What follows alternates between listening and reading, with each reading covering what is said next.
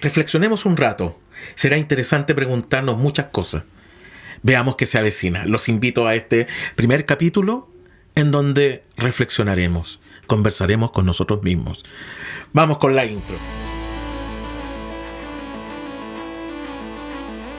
La ciencia de lo pedagógico. Con Gabriel Erices.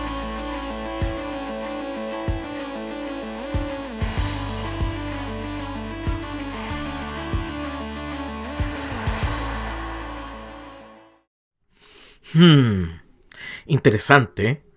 Muchas preguntas. De hecho, en la última presentación que realicé junto a una amiga que es Mary Ann Silva, quedaron muchas preguntas. Y también estuve en un webinar que me llamó mucho la atención, que era un estudio de una gringa. En la descripción voy a dejarles el nombre de ella y también para que vean porque sacaron un libro de investigación muy bueno, muy interesante. ¿Y qué es lo interesante de eso? Que es lo mismo que nos puede pasar a nosotros. Es por eso que estás escuchando hoy día el podcast. Este podcast que se inicia, que es nuevo. ¿Ah? Recuerda, entre paréntesis, suscribirte al canal. Compártelo porque eso es fundamental. Generemos motivación y nuevos compañeros que vayan adhiriéndose. Vamos a entrevistar a personas como nosotros, que vivieron experiencias que los marcaron para el resto de sus vidas. Y eso es muy importante que lo entendamos nosotros los docentes y las docentes. Porque nosotros transformamos vidas, cambiamos vidas. Y ahí está el sentido de esto.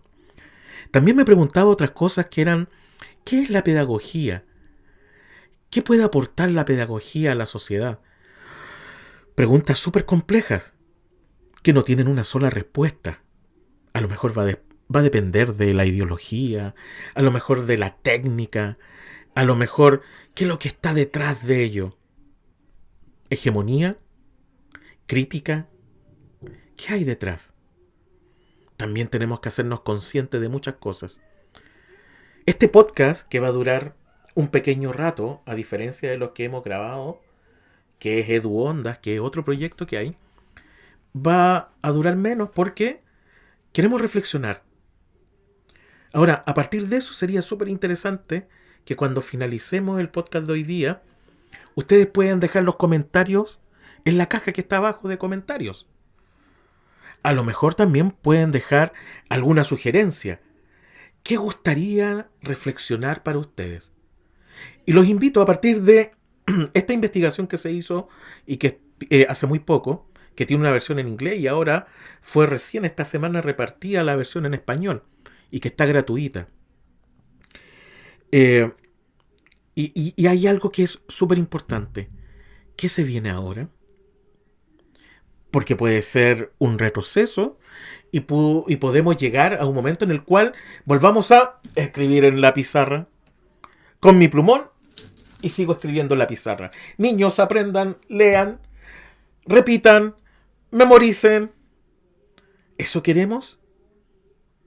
La memoria no es mala, con eso no estoy diciendo eso. Lo que estoy diciendo es que hemos aprendido tanto durante este tan corto tiempo que olvidar todo aquello realmente sería un desastre. Realmente sería un desastre. Y no lo digo solo por Chile, lo digo por todos nuestros compañeros que hemos conocido durante este corto tiempo. Por ejemplo, compañeros latinoamericanos que han resurgido. Ellos contaban una experiencia que me llamó mucho la atención, sobre todo cuando empecé estos diálogos, y era súper interesante escucharlos. Ellos decían, nosotros en nuestros centros educativos hablábamos de tecnología y no nos tomaban en cuenta para nada. No existíamos. Era la sala de computación, el taller de computación. O en Chile se llama el taller de enlace o la sala de enlace. Y solo se acordaban de nosotros cuando tenían que hacer algo computacional. Pero no encontraban el sentido de las herramientas que podríamos aportar. O en otros sistemas se usaba para otra cosa. Los estados en sí tiran ideas, pero las dejan ahí. No son políticas, Porque cuando algo es política se mantiene en el tiempo, pero también se mantiene rigurosamente con mejoras. Al parecer lo tecnológico nunca encontró ese resultado. Es por eso que estos compañeros me decían, estábamos ahí, llegó la pandemia y recién se acordaron de nosotros. Es súper interesante eso. ¿Y saben por qué es súper interesante? Porque se da algo muy complejo. Y esto se da en la mayoría de la escuela. Tenemos unas cantidades de recursos que ni siquiera se usan. No aprovechamos el recurso. Y no me refiero solamente a lo material, sino que también a los colaboradores. Bibliotecarias, bibliotecarios, encargados y encargadas de informática. No sé, tantas posibilidades que uno puede encontrar en una escuela y que a veces está el recurso material, pero no se utiliza. Pero hoy en día se dieron cuenta de que lo virtual, lo digital, sí sirve. Y acompañado de esto presencial, puede ser mucho, mucho más potencial. Hay escuelas que la pasaron bien en esto. ¿Y saben por qué? Porque ya tenían un camino virtual. Porque, ojo, lo híbrido no puede acabar. ¿Y por qué no puede acabar lo híbrido? Y esto es algo muy importante que también lo entendamos. Porque, al parecer fue el ministro israelí que lo dijo en algún momento, y le dio el nombre de híbrido a esto, el año pasado, si no me equivoco, o principios de este año. Pero lo híbrido no es esta mixtura entre lo presencial y lo remoto. ¿Es algo híbrido eso? Sí, obviamente es algo híbrido. Pero lo híbrido que se viene hacia el futuro y que previsualizamos, así es una teleimaginación, es lo presencial con lo virtual. Cosa que muchas escuelas estaban ya haciendo, no tantas obviamente, porque creo que el 99% de las escuelas estábamos preocupados de estar dentro de una sala de clase y que los niños entendieran con la pizarra el PowerPoint, que finalmente, se dice acá en Chile PowerPoint, pero finalmente es la proyección de una presentación, pero que es lo mismo que una pizarra. Muchas veces, ¿qué es lo que hacíamos? En vez de escribir tanto en la pizarra, teníamos una presentación, un slide, en donde teníamos el doble de escritura, en donde el profesor hacía esto y el alumno tenía que escribir como un loco o como una loca lo que el profesor estaba ahí mostrando. Poquitas imágenes chiquititas y harto texto. Y así seguía la educación hasta que nos dimos cuenta de que todo cambió. Una irrupción que nos dejó perplejas y perplejos. ¿Qué hacemos?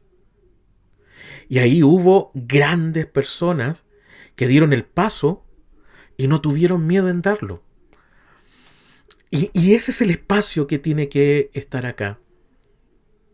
Vamos a ir recopilando experiencias. Porque la idea de este espacio no es para que empecemos a hacer tutoriales. Ustedes buscan tutoriales y hay por miles, y yo diría hasta millones en internet. Y tutoriales de lo que sea. De quienes aprenden a hacer comida, hasta quienes aprenden lo más complejo, en física, en mecánica cuántica y muchas otras cosas más. Tutoriales hay de todo. Pero la reflexión, al parecer, se ha dejado de lado. Y quiero que reflexionemos en dos ámbitos. Es por eso que también, además, en la caja de comentarios abajo, y recuerda suscribirte al canal, ¿ya? Es necesario que ustedes compartan qué les gustaría dialogar en este proceso. Hay varias cosas, entre paréntesis, porque no estoy pensando solamente en que discutamos aquí, traigamos en una pantalla y conversemos con amigas y amigos que pudieron salir adelante. Y esas experiencias nos van a servir mucho porque nos van a dar energía. Pero también sería interesante cómo vamos a plantearnos la pedagogía del futuro. Tenemos dos posibilidades. O regresamos a la pizarra del siglo XIX ¿O continuamos con el camino del siglo XXI? Y esa respuesta la tiene cada uno de ustedes y cada uno de nosotros y nosotras.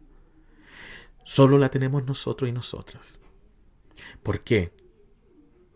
Tenemos que empezar en el diseño, tenemos que pensar en el currículum, tenemos que pensar en la evaluación, tenemos que pensar en el método, en la didáctica. ¿Cuándo se había evaluado tanto desde el punto de vista formativo? ¿Cuándo? Y esto fue una oportunidad. Son muchas interrogantes, muchas cosas que nos plantean. A lo mejor esta primera etapa, de vuelta a la pandemia, y ya ojalá que la pandemia esté yendo de a poco, porque sabemos que va a ser complejo en retroceso. Pero sabemos quienes estamos en escuela, que cuando volvamos a esto presencial, lo primero es tratar de regular todos los procesos. En Chile hubo algo que se llamó priorización curricular, en donde una tremenda malla de red de objetivos de aprendizaje se redujo a un tercio o un poco más de lo que es el currículum prescrito acá. En otros países obviamente hicieron algo muy parecido o casi lo mismo, tomaron otras determinaciones, pero acá se tomó esa determinación. Por lo tanto, cuando regresemos a lo presencial vamos a tener que tratar de ver cómo recuperamos. Hay estudios muy interesantes que se hicieron sobre todo en Estados Unidos y en Inglaterra respecto de cuál es la brecha que generó la pandemia. Pero ¿saben qué? La respuesta a eso y el poder salir adelante está en nosotras y en nosotros. En todos. Tenemos que salir adelante y es por eso que confiamos en nosotros y nosotras como docentes. Así que eso, este será un espacio de reflexión. Les vuelvo a insistir, comentarios en la caja que está ahí abajo, qué temas les gustaría tratar. Podríamos tratar temas también de currículum, de evaluación. Vamos a entrevistar a otras personas. Vamos a leer a lo mejor algún tipo de literatura que nos diga cuál es el estado del arte hoy en día en la pedagogía. Por eso que se llama esto la ciencia de lo pedagógico. Y ahí está el sentido del nombre de este podcast. Y canal también. Que lo tendrán tanto en video, que lo podrán ver en YouTube, suscribirse. Y también, de a poco, en la medida que se pueda, vamos a ir generando también los enlaces para Apple Podcast, Spotify Podcast y también Google Podcast. Y obviamente quienes tienen una cuenta de iVoox, descarguen la aplicación iVoox. La pueden descargar tanto en Android como en iOS. Y descargan iVoox. iVoox. ¿Ya? Ahí la descargan y buscan el programa o el podcast La ciencia de lo pedagógico. Y ahí me encontrarán y nos encontrarán a todos los que vamos a estar acá. Así que eso. Quería en esta primera edición, en este primer capítulo, conversar, sincerarme también qué es lo que va a ser este podcast, e invitarlas e invitarlos a que esto se construye entre todas y todos. O como dirían por acá en Chile, entre todes. ¿Ya? Así que eso, un gran abrazo a la distancia y sigamos adelante y muchas gracias por su apoyo y compartan para que puedan suscribirse.